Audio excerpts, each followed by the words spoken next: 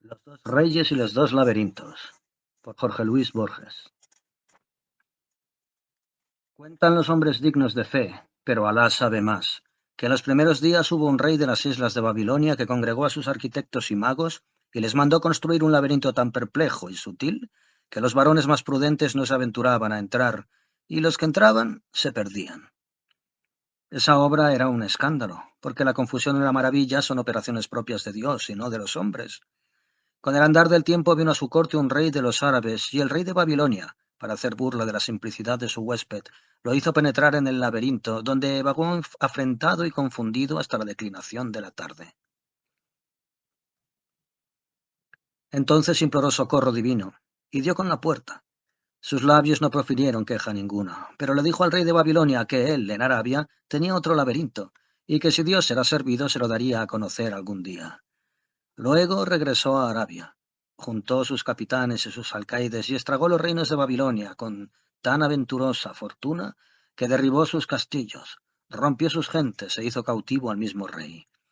Lo amarró encima de un camello veloz y lo llevó al desierto. Cabalgaron 3 días y le dijo: «Oh rey del tiempo y sustancia y cifra del siglo. En Babilonia me quisiste perder en un laberinto de bronce con muchas escaleras, puertas y muros. Ahora el poderoso ha tenido a bien que te muestre el mío, donde no hay escaleras que subir, ni puertas que forzar, ni fatigosas galerías que recorrer, ni muros que te veden el paso». Luego le desató las ligaduras y lo abandonó en mitad del desierto, donde murió de hambre y de sed. La gloria sea con aquel que no muere. La espera, por Jorge Luis Borges. El coche lo dejó en el 4004 de esa calle del noroeste. No habían dado las 9 de la mañana. El hombre notó con aprobación los manchados plátanos, el cuadrado de tierra al pie de cada uno, las decentes casas de balconcito, la farmacia contigua, los desvaíos rombos de la pinturería y ferretería. Un largo y ciego paredón de hospital cerraba la acera de enfrente. El sol reverberaba, más lejos, en unos invernáculos. El hombre pensó que esas cosas, ahora arbitrarias y causales y en cualquier orden, como las que se ven en los sueños, serían con el tiempo, si Dios quisiera, invariables, necesarias y familiares. En la vidriera de la farmacia se leían letras de loza «Breslau». Los judíos estaban desplazando a los italianos, que habían desplazado a los criollos. Mejor así. El hombre prefería no alternar con gente de su sangre. El cochero le ayudó a bajar el baúl. Una mujer de aire distraído, cansado, abrió por fin la puerta. Desde el pescante, el cochero le devolvió una de las monedas, un vintén oriental que estaba en su bolsillo desde esa noche, en el hotel de Melo. El hombre le entregó 40 centavos y en el acto sintió: «Tengo la obligación de obrar de manera que todos se olviden de mí. He cometido 2 errores. He dado una moneda de otro país y he dejado ver que me importa esa equivocación». Precedido por la mujer, atravesó el zaguán y el primer patio. La pieza que le habían reservado daba felizmente al segundo. La cama era de hierro, que el artífice había deformado en curvas fantásticas, figurando ramas y pámpanos. Había asimismo un alto ropero de pino, una mesa de luz, un estante con libros a ras del suelo, 2 sillas desparejas y un lavatorio con sus palanganas, su jarra, su jabonera y un botellón de vidrio turbio. Un mapa de la provincia de Buenos Aires y un crucifijo adornaban las paredes. El papel era carmesí, con grandes pavos reales repetidos de cola desplegada. La única puerta daba al patio. Fue necesario variar la colocación de las sillas para dar cabida al baúl. Todo lo aprobó el inquilino. Cuando la mujer le preguntó cómo se llamaba, dijo Villari, no como un desafío secreto, no para mitigar una humillación que en verdad no sentía, sino porque ese nombre lo trabajaba, porque le fue imposible pensar en otro. No lo sedujo, ciertamente, el error literario de imaginar que asumir el nombre del enemigo podía ser una astucia. El señor Villari al principio no dejaba la casa. Cumplidas unas cuantas semanas dio en salir un rato al oscurecer. Alguna noche entró en el cinematógrafo que había a las 3 cuadras. No pasó nunca de la última fila. Siempre se levantaba un poco antes del fin de la función. Vio trágicas historias de Lampa. Estas sin duda incluían errores. Estas sin duda incluían imágenes que también lo eran de su vida anterior. Villari no los advirtió porque la idea de una coincidencia entre el arte y la realidad era ajena a él. Dócilmente trataba de que le gustaran las cosas. Quería adelantarse a la intención con que se las mostraban. A diferencia de quienes han leído novelas, no se veía nunca a sí mismo como un personaje del arte. No le llegó jamás una carta, ni siquiera una circular, pero leía con borrosa esperanza una de las secciones del diario. De tarde, arrimaba a la puerta una de las sillas y mateaba con seriedad, puestos los ojos en la enredadera del muro de la inmediata casa de Altos. Años de soledad le habían enseñado que los días, en la memoria, tienden a ser iguales, pero que no hay un día, ni siquiera de cárcel o de hospital, que no traiga sorpresas.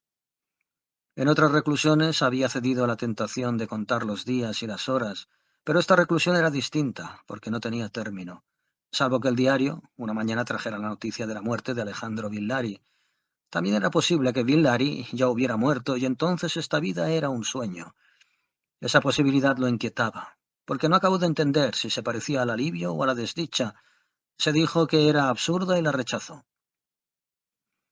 En días lejanos, menos lejanos por el curso del tiempo que por 2 o 3 hechos irrevocables, había deseado muchas cosas, con amor, sin escrúpulo. Esa voluntad poderosa que había movido el odio de los hombres y el amor de alguna mujer, ya no quería cosas particulares. Solo quería perdurar, no concluir. El sabor de la hierba, el sabor del tabaco negro, el creciente filo de sombra que iba ganando el patio eran suficientes estímulos. Había en la casa un perro lobo, ya viejo. Villari se amistó con él. Le hablaba en español, en italiano y en las pocas palabras que le quedaban del rústico dialecto de su niñez. Villari trataba de vivir en el mero presente, sin recuerdos ni previsiones. Los primeros le importaban menos que las últimas. Oscuramente, creyó intuir que el pasado es la sustancia de que el tiempo está hecho. Por ello es que éste se vuelve pasado enseguida. Su fatiga, algún día, se pareció a la felicidad. En momento así no era mucho más complejo que el perro. Una noche lo dejó asombrado y temblando una íntima descarga de dolor en el fondo de la boca. Ese horrible milagro recurrió a los pocos minutos y otra vez hacia el alba. Villari, al día siguiente, mandó a buscar un coche que lo dejó en un consultorio dental del barrio del Once. Ahí le arrancaron la muela. En ese trance no estuvo más cobarde ni más tranquilo que otras personas. Otra noche, al volver de cinematógrafo, sintió que lo empujaban. Con ira, con indignación, con secreto alivio, se encaró con el insolente. Le escupió una injuria soez. El otro atónito balbuceó una disculpa. Era un hombre alto, joven, de pelo oscuro, y lo acompañaba una mujer de tipo alemán. Villari esa noche se repitió que no los conocía. Sin embargo, 4 o 5 días pasaron antes que saliera a la calle. Entre los libros del estante había una Divina Comedia, con el viejo comentario de Andreoli. Menos urgido por la curiosidad que por un sentimiento de deber, Villari acometió la lectura de esa obra capital. Antes de comer leía un canto, y luego en orden riguroso las notas. No juzgó inverosímiles o excesivas las penas infernales, y no pensó que Dante lo hubiera condenado al último círculo, donde los dientes de Ugolino roen sin fin la nuca de Ruggeri. Los pavos reales de papel carmesí parecían destinados a alimentar pesadillas tenaces, pero el señor Villari no soñó nunca con una glorieta monstruosa hecha de inextricables pájaros vivos. En los amaneceres soñaba un sueño de fondo igual y de circunstancias variables. 2 hombres y Villari entraban con revólveres en la pieza, o lo agredían al salir del cinematógrafo, o eran los tres a un tiempo. El desconocido que lo había empujado, o lo esperaban tristemente en el patio y parecían no conocerlo. Al fin del sueño, él sacaba el revólver del cajón de la inmediata mesa de luz, y es verdad que en ese cajón guardaba un revólver, y lo descargaba contra los hombres. El estruendo del arma lo despertaba, pero siempre era un sueño, y en otro sueño el ataque se repetía, y en otro sueño tenía que volver a matarlos.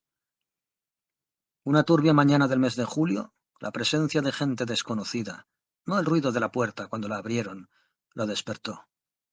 Altos en la penumbra del cuarto, curiosamente simplificados por la penumbra, siempre en los sueños del temor habían sido más claros, vigilantes, inmóviles y pacientes, bajos los ojos como si el peso de las armas los encorvara, Alejandro Villari y un desconocido lo habían alcanzado, por fin. Con una seña les pidió que esperaran, y se dio vuelta contra la pared, como si retomara el sueño.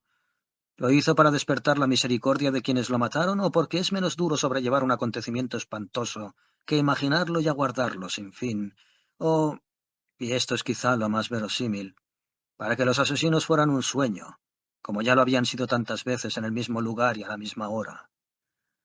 En esa magia estaba cuando lo borró la descarga.